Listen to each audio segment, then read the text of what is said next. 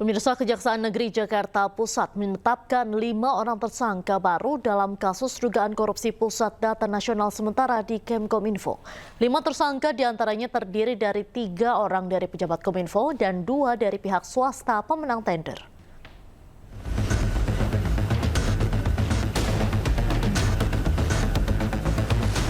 Kasus dugaan korupsi Pusat Data Nasional Sementara di Kementerian Komunikasi dan Informasi periode 2020-2024 mulai mendapatkan titik terang. Kejaksaan Negeri Jakarta Pusat menetapkan 5 orang tersangka. 3 dari 5 orang merupakan pejabat Kominfo dan 2 orang dari pihak swasta pemenang tender. Perusahaan pelaksana justru mensubkonkan kembali kepada perusahaan lain dan barang yang digunakan untuk layanan tersebut tidak memenuhi spesifikasi teknis.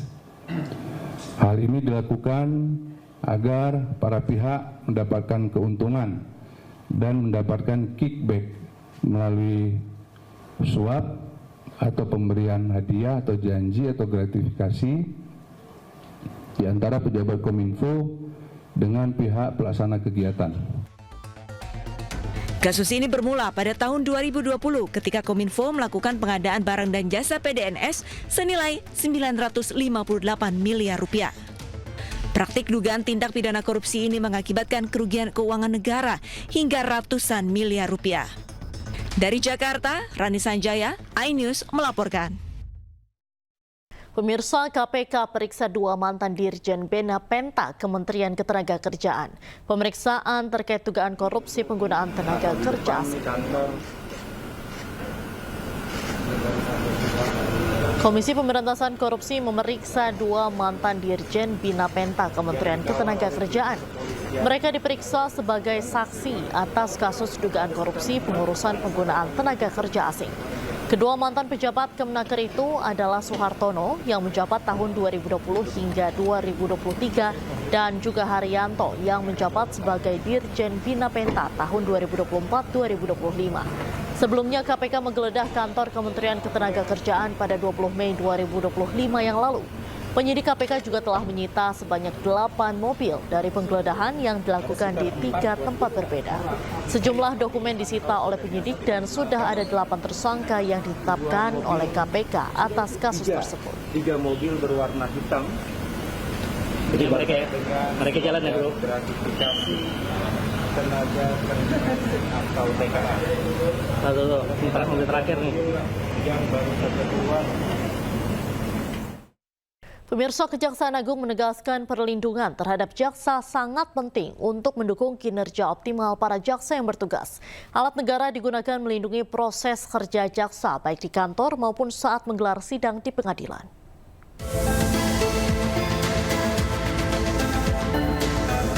Kepala Pusat Penerangan Hukum Kejaksaan Agung Harli Siregar mengatakan, penerbitan Peraturan Presiden Nomor 66 Tahun 2025 tentang perlindungan negara terhadap jaksa dalam melaksanakan tugas dan fungsi Kejaksaan Republik Indonesia merupakan bagian dari upaya pemerintah melindungi jaksa dalam bekerja. Harli mengatakan Perpres ini memberikan wewenang pemerintah menggunakan alat negara untuk melindungi proses kerja jaksa baik di kantor maupun saat menggelar sidang di pengadilan. Wah, kami bersyukur ya. Berterima kasih kepada negara ya melalui Bapak Presiden dan pemerintah.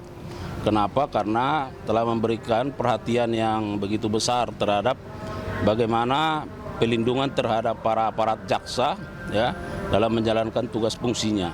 Tentu Perpres ini sebagai regulasi yang menegaskan bahwa pentingnya bagaimana upaya-upaya memberikan keamanan dan kenyamanan bagi para jaksa dalam menjalankan tugas. Sebelumnya, Presiden Prabowo Subianto menandatangani Peraturan Presiden Nomor 66 Tahun 2025 tentang perlindungan negara terhadap jaksa dalam melaksanakan tugas dan fungsi Kejaksaan Republik Indonesia.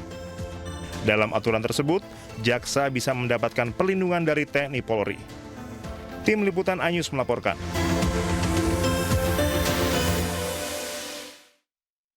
Panglima TNI perintahkan para personelnya untuk menjaga kantor kejaksaan di seluruh Indonesia. Namun sejumlah pihak menilai mandat tersebut dianggap menyalahi regulasi.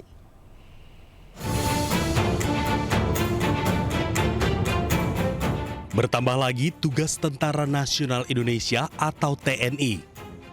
Selain menjadi garda terdepan penjaga kedaulatan NKRI, kini TNI juga diberi mandat untuk menjaga kejaksaan di seluruh Indonesia, mulai dari Kejaksaan Tinggi hingga Kejaksaan Negeri. Tugas tersebut tertuang dalam telegram Panglima TNI Jenderal Agus Subianto 5 Mei 2025 yang berisi perintah pengerahan personel dan alat perlengkapan dalam rangka dukungan pengamanan Kejati dan Kejari di seluruh Indonesia. Dalam penjagaan tersebut, TNI akan turunkan sejumlah personel sebanyak 1 peleton di kantor Kejati dan 1 regu di kantor Kejari.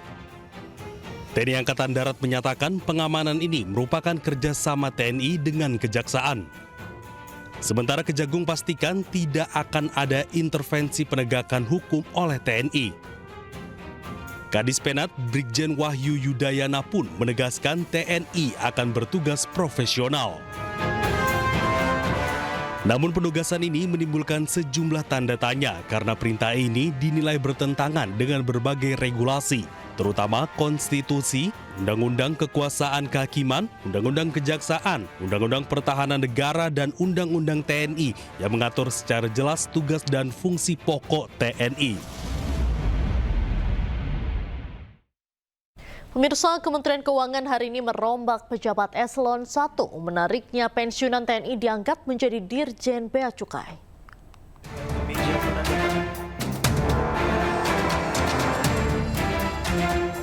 Menteri Keuangan Sri Mulyani Indrawati resmi merombak jajaran eselon 1-nya. Mulai dari berbagai posisi dan upacara pelantikan berlangsung di Gedung Juanda 2 Kompleks Kementerian Keuangan Jakarta Jumat pagi. Total ada 22 pejabat eselon 1 yang dilantik Menteri Keuangan Sri Mulyani. Di antaranya Direktorat Jenderal Bea Cukai yang kini dijabat Letnan Jenderal TNI Purnawirawan Jaka Budi Utama. Terkait pelantikan tersebut, pihak Puspen TNI menegaskan status Letjen TNI Jaka Budi telah mengajukan pengunduran diri dari Dinas Aktif TNI dan mengikuti proses pensiun dini sesuai ketentuan yang berlaku. Jaka merupakan lulusan Akademi Militer 1990 dan berdinas di Kopassus. Posisi strategis terakhirnya adalah Sekretaris Utama Badan Intelijen Negara. Sementara Dirjen Pajak kini dijabat Bimo Wijayanto yang merupakan alumni SMA Taruna Nusantara Magelang. Jabatan terakhir sebelum menjadi Dirjen Pajak sebagai Sekretaris Deputi Bidang Kerjasama Investasi di Kementerian Keuangan. Para pejabat yang baru dilantik ini mendapat tugas dari Presiden Prabowo Subianto untuk meningkatkan penerimaan negara, efisiensi anggaran, dan tata kelola keuangan yang sehat di tengah kondisi ekonomi yang dinamis. Tim Liputan iNews melaporkan.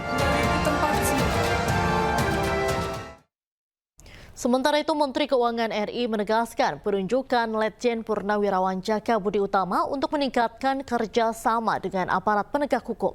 Presiden Prabowo juga sudah memberikan target bagi Kemenkeu yang harus dicapai tahun ini.